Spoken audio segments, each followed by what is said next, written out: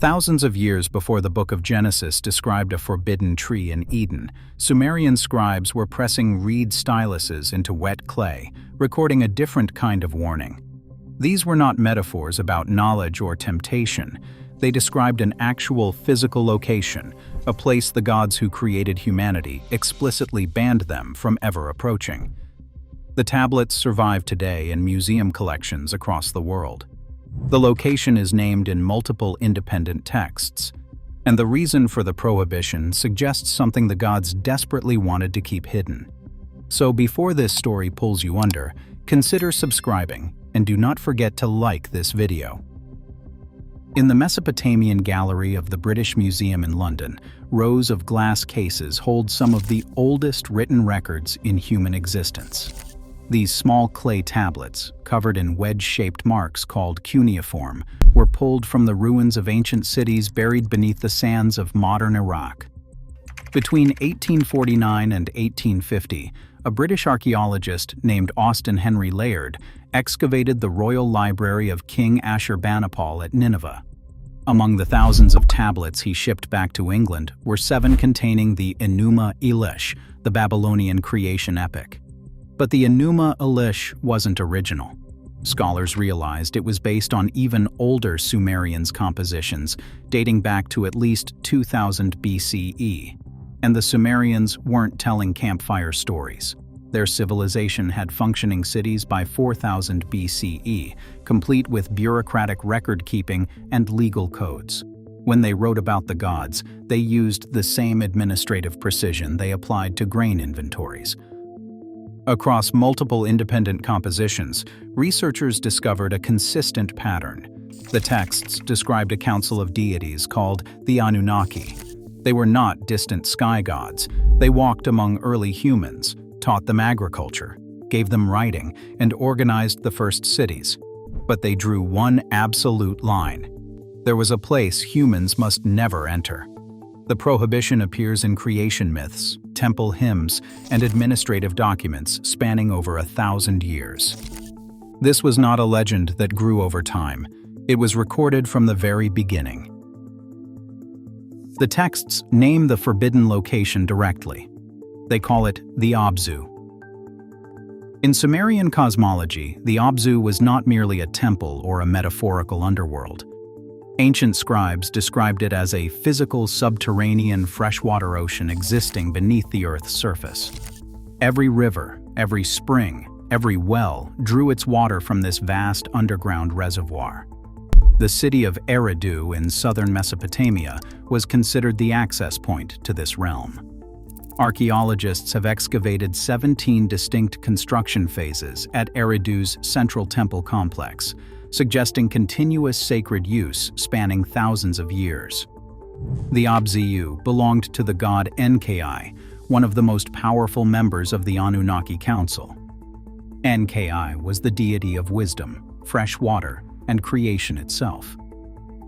But here is where the tablets reveal something disturbing. According to the Atrahasis epic, dating to approximately 1700 BCE, the Abzu was also where humanity was created. The gods had grown tired of their own labor, and they needed workers. So they devised a solution in the depths of the Abzu. A god was killed. His name appears in different versions as Geshtue or Weila. His blood was mixed with clay, and from this mixture, the first humans were shaped into existence. The flesh and blood of a divine being became the animating force inside human bodies. We were not created from nothing, we were created from sacrifice. Why would the gods forbid humans from returning to their own birthplace?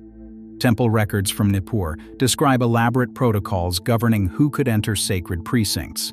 Even high priests underwent 7-day purification rituals just to approach the outer chambers representing the Abzu. Only after this week-long process could they enter the first restricted zone. But the innermost sanctum remained permanently sealed. Archaeological reconstruction of the Abzu temple at Eridu shows a structure with successively restricted zones, culminating in a central chamber with no entrance designed for human use. The architecture itself was a message. This space was not built for people.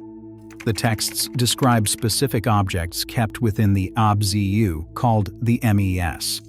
Modern scholars translate this as divine decrees, cosmic laws, or civilizing forces. But the tablets suggest the MES were more concrete than abstract concepts. They could be counted, carried, and critically, stolen.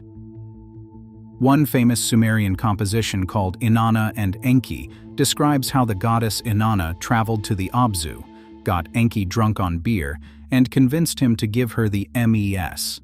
When Enki sobered up, he sent monsters to retrieve them.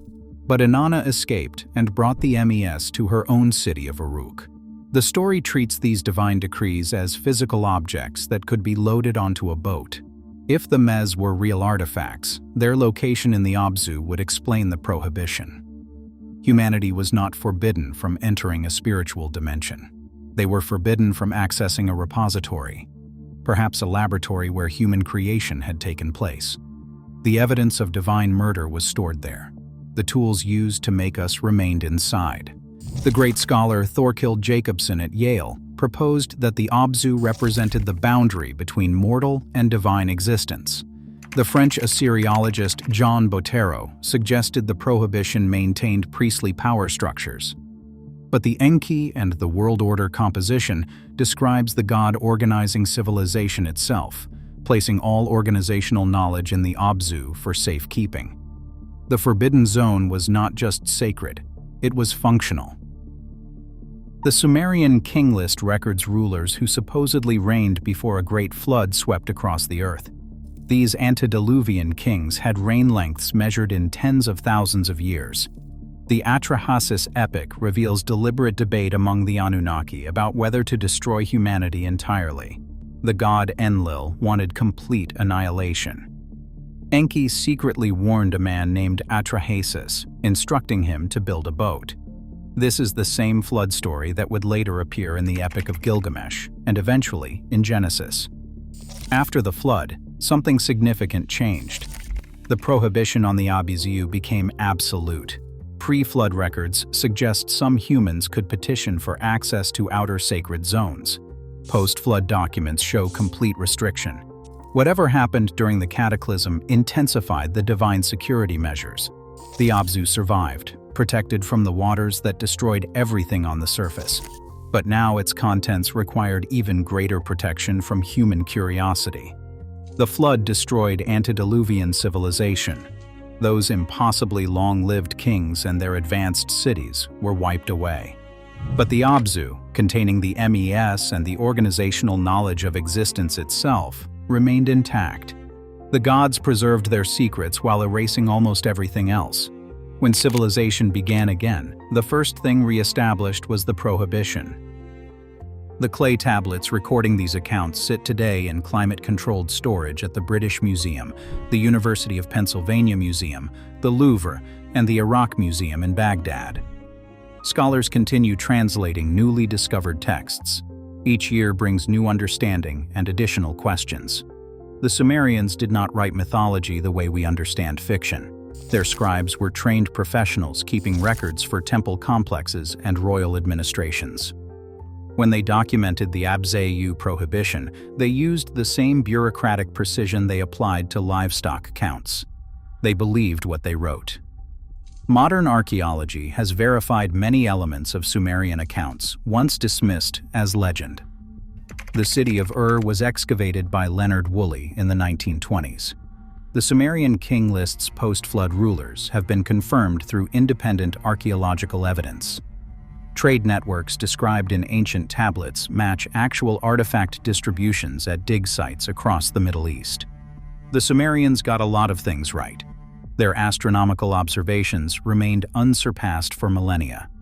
Their mathematical system gave us 60 minutes in an hour and 360 degrees in a circle. When they wrote that the Anunnaki forbade humanity from entering the Abzu, they were not composing entertainment. They were recording what they understood as historical fact. The tablets survived for over 4,000 years. The prohibition is documented in multiple independent sources. The location is named. The reasons are given. The Sumerians maintained this prohibition across their entire civilization. Generation after generation, the warning remained consistent. Do not enter the Abzu. The gods created you there. The blood of a divine being flows through your veins. And something in that underground darkness must never be seen by human eyes. They believed it was real. They believed something was there. After 4,000 years of human progress, we still cannot answer with certainty. Were they wrong?